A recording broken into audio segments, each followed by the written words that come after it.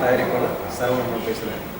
என் தயாரிப்பில் என்னுடைய இது 4வது படைப்பு பித்தளமத்தின் படம் வருகிற ஜூன் 14ஆம் தேதி திரைப்படுகிறது. கண்டிப்பாக எல்லோரும் வந்து அந்த படத்தை பார்த்து எனக்கு ஆதரவு பண்ணுங்க. ஏன்னா சினிமா அவ்வளோ வலி வேதனை எல்லாம் அதையும் தாண்டி இந்த படம் நான் தயாரிச்சிருக்கேன்னா ஏதோ இந்த சினிமா மேலே உள்ள ஈர்ப்பு எதுவும் இல்லை, என் மனசார பெரிய தாக்கம் இருக்குது. இந்த சினிமாவில் நான் ஜெயிக்கும் அப்படிங்கிற தாக்கம் இருக்குது. அதற்கான வேலைகள் தான் நான் செஞ்சுக்கிட்டு இருக்கேன். முழு நகைச்சுவையாக காதல் கலந்து ஒரு படமாக வரும். இந்த படம் மிகப்பெரிய வெற்றி படமாக இருக்குது. இந்த படம் நான் வந்துட்டு அடாவடி கல்யாணம் அடிச்சு முடிச்சதுக்கப்புறம் தான் எனக்கு வந்து மிகப்பெரிய லாஸ். நான் வந்து ரொம்ப ஒரு லாஸ் மீன்ஸ் அப்படின்னா சினிமா மேலே வேண்டாம். ஏன்னா சினிமா நிறைய நம்மளுக்கு கற்றுக் கொடுத்துருக்கு. சினிமாவில் எப்பவுமே பார்த்தீங்கன்னா நிறைய நண்பர்கள் வந்துட்டு சினிமாவில் வந்து போலியாக வந்துட்டு பயன்படுத்துவாங்க. அதனால ஏற்றுக்க முடியல. நம்மளாம் எப்படின்னா உண்மையாக பழகும். ஒரு வாட்டி நம்ம வந்து ஏற்கனவே அண்ணன் சொன்னால் அது அண்ணன் மனசார வந்துட்டு ஏற்றுட்டு தான் செய்வோம்.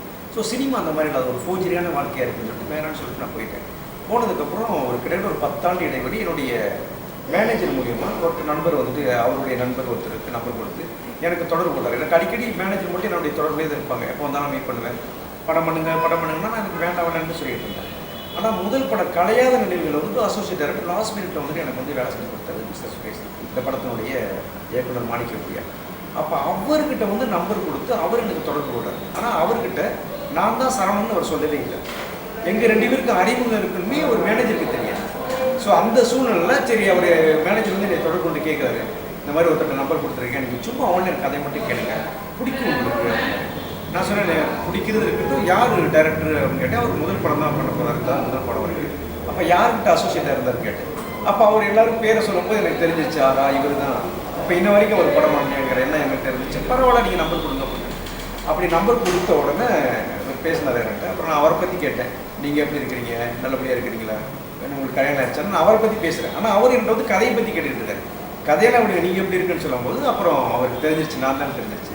அப்போ நான் சென்னை கண்டிப்பாக வரும்போது உங்களை மீட் பண்ணுறேன்னு சொன்னேன். அப்புறம் சென்னைக்கு வந்துட்டு நான் ஜிஆர்டியில் தங்கியிருக்கும்போது, ஜிஆர்டி அவங்க ரெசிடென்சியாக தான் அங்கே தங்கியிருக்கும்போது அவர் என்னை பார்க்க வந்தார். பார்க்க வந்துட்டு கதைக்களம் வந்துட்டு அவர் கதை சொல்கிறாரு, சொல்லிட்டு வெளியில் வந்துட்டார். அப்படியே அவர் பயங்கர வேர்த்து உட்காந்துருக்காங்க. எனக்கு அவரை பார்த்தோன்னா எனக்கு பாவமாக போச்சு. எனக்கு படம் கதையை பிடிக்கல, எனக்கு கதை பிடிக்கலையே, என்னதான் உங்களுக்கு பிரச்சனை, கதை நீங்கள் நல்லா இருப்பீங்களே, ஏன் இப்படி இருக்கிறீங்க கேட்கும்போது நான் கல்யாணம் பண்ணிட்டேன், குழந்தை இருக்குது, என்னுடைய வாழ்வாதாரம், நான் எங்கேயாவது வந்து ஃப்ரீயாக உட்காந்து ஒரு 10 நாள் உட்காந்து கதை பண்ண முடியாது, நான் ஓடிக்கிட்டே இருந்தால் தான் என்னுடைய பொருளாக என்னுடைய ஃபேமிலியை நான் காப்பாற்ற முடியும் அப்படின்னு சொன்னோன்னா. அப்போ நான் சொன்னேன் உங்களுக்கு என்ன பிரச்சனை, ஆனால் திறமசாலி, ஒரு திறமசாலி ஏன் இந்த அளவுக்கு உட்காந்துருக்காருன்னு போது அப்போ அவருடைய பொருளாதார சூழ்நிலை இதெல்லாம் மனசில் வச்சுட்டு சொன்னேன். பரவாயில்ல, ஒரு 6 மாதம் டைம் எடுத்துக்கங்க, நீங்கள் உங்கள் வீடு ஃபேமிலி அதெல்லாம் யோசிக்காதீங்க, அதுக்கு என்ன தேவையோ நம்ம பண்ணணும், முதல்ல நல்லபடியாக கதையை பண்ணுங்கன்னு சொல்லிட்டு கொடைக்கானலில் போய் உட்காந்து ஒரு 6 மாதம் டைம் எடுத்துக்கணும். ஸோ கதை பண்ணாங்க. கதை பண்ணிட்டு வரும்போது ஒரு புதுசாக இருந்துச்சு. புதுசானா இன்றைக்கி நம்ம யாரும் வந்துட்டு மக்களுக்கு வந்துட்டு புத்தி சொன்னால் அது யாரும் வந்து பார்க்கலாம் மாட்டாங்க. அந்தளவுக்கு நம்ம சொல்லி அவங்களாம் பார்க்க மாட்டாங்க. அதுக்கான தகுதி வளர்த்துக்கிறதுக்கு அந்த டைரக்டருக்கும் ப்ரொடியூசர்ஸ்க்குலாம் ஏன்னா எங்களை பொறுத்த வரைக்கும் இல்லை. அப்போ நான் என்ன சொன்னால் ஒரு கதைகளமே வந்துட்டு ஒரு கமர்ஷியலாக இருக்கட்டும். அந்த ஒரு கமர்ஷியலாக இருக்கும்போது அந்த கதைகளை வந்து ஒரு காமெடி ஒரு அதுலேயே இருந்துட்டு போகுது சொல்லிட்டு தான் நம்ம அந்த கதைகளை தேர்ந்தெடுத்தோம். அதில் முக்கியமான கேரக்டர் நீங்கள் படத்தில் வந்து பார்க்கும்போது அவங்களுக்கு தான் தெரியும். ஒரு புதுசான ஒரு முக்கியமான கேரக்டர் வந்து ஒரு ஹீரோயின், முன்னாள் ஹீரோயின் பண்ணியிருப்பாங்க. அது ரொம்ப நல்லாயிருக்கும். படமாகவே படம் பார்த்துட்டு வெளியில் வரும்போது திருப்தியாக தான் இருக்கும். படம் நல்லா இருக்குது அப்படின்னு தான் வரும். ஸோ அதனால் வந்துட்டு எனக்கு அந்த படத்தில் வந்துட்டு அவர் நிறைய கஷ்டப்பட்டு செஞ்சுருக்காங்க. அவருக்கு அடுத்த பட வாய்ப்பு கிடைக்கணும். அந்த அடுத்த பட வாய்ப்புக்கு அப்போ தான் நான் வந்துட்டு நான் அவருக்கு ஒரு படம் கொடுத்துட்டு அப்படியே விட்டுட்டு போக முடியலையே. படம் கொடுத்துட்டு இந்த படத்தை முறைப்படி நல்லபடியாக போய் சேர்த்தா மட்டும்தான் மக்கள்கிட்ட போய் ரீச் ஆகும். அப்படி ரீச் ஆகினா தான் அவருக்கு அடுத்த பட வாய்ப்பு கிடைக்கும். ஸோ அவருக்கு கண்டிப்பாக இந்த படம் மூலிமா அடுத்த பட வாய்ப்பு கிடைக்கும். ஹீரோவும் இன்னைக்கு கல்யாணம், இன்றைக்கி தான் நினைக்கிறேன் கல்யாணம் நினைக்கிறேன். ஸோ 14ஆம் தேதி அவருடைய ரிசப்ஷன். அவருக்கு ஒரு ட்ரீட் மாதிரியே கூட இருக்கட்டும். இந்த படம் ஒரு மிகப்பெரிய வெற்றி அடைச்சு அவரும் அடுத்த கட்டத்தை போகிறதுக்கு என்னுடைய மனசார வந்துட்டு நான் வாழ்த்து சொல்கிறேன். சரி, இந்த படத்தில் நல்லா வந்திருக்கு. காமெடிங்கிறது இந்த படம் வந்து காமெடி ஜென்ரல் காமெடி தான்.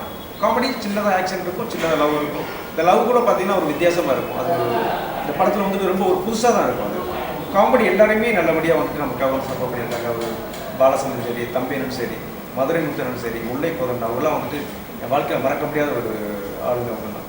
ஸோ எல்லாருமே அது ஒரு விஷயம் வந்து நான் கரெக்டாக எடுத்து ஜார்ஜ் என்ன. ஸோ அதெல்லாம் வந்து எல்லாருமே நல்லபடியாக பண்ணியிருக்காங்க. நிச்சயம் இந்த படம் கண்டிப்பாக என்னுடைய இயக்குனருக்கும் சரி, என்னுடைய ஹீரோவுக்கும் சரி, இதில் நடித்தவங்களுக்கு கண்டிப்பாக இவங்க என்ன குப்பை படத்தில் நடிச்சிருக்காங்க அந்த ஒரு பேர் இருக்காது. ஒரு நல்ல படத்தில் பண்ணியிருக்காங்கிறது ஒரு நம்பிக்கையோடு தான் சொல்கிறேன். இந்த படம் நிச்சயம் திரையில் ஓரளவு நல்லா ஓடும். இதை வந்துட்டு மக்கள் தான் ஆதரவு கொடுக்கும். சரி, இது என்ன நல்லா வந்திருக்கு. காமெடிங்கிறது இந்த படம் வந்து காமெடி ஜென்ரல் காமெடி தான்.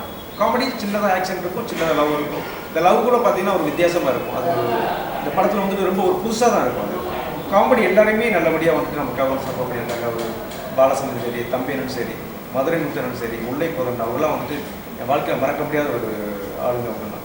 ஸோ எல்லாருமே அது ஒரு விஷயம் வந்துட்டு நான் கரெக்டாக எடுத்து ஜார்ஜ் என்ன, ஸோ அதெல்லாம் வந்து எல்லாருமே நல்லபடியாக பண்ணியிருக்காங்க. நிச்சயம் இந்த படம் கண்டிப்பாக என்னோடய இயக்குனருக்கும் சரி, என்னோடய ஹீரோவுக்கும் சரி, இதில் நடித்தவங்களுக்கு கண்டிப்பாக இவங்க என்னோட குப்பை படத்தில் நடிச்சிருக்காங்க அந்த ஒரு பேர் இருக்காது. ஒரு நல்ல படத்தில் பண்ணியிருக்காங்கிறது ஒரு நம்பிக்கையோடு தான் சொல்கிறேன். இந்த படம் நிச்சயம் திரையில் ஓரளவு நல்லா ஓடும். இதை வந்துட்டு மக்கள் தான் ஆதரவு கொடுக்கும். சார் இது இன்னும் வந்து காவியம்லாம் பண்ணலை, பெருசாக காவியம் பண்ணி வச்சுருக்காங்க வந்து பாருங்கள் அப்படிலாம் சொல்லவே இல்லை. படம் கமர்ஷியல் தான். படம் கமர்ஷியல்னா எப்படின்னா அந்த கமர்ஷியலுக்குள்ளே புதுசான ஒரு விஷயம் இருக்கும்.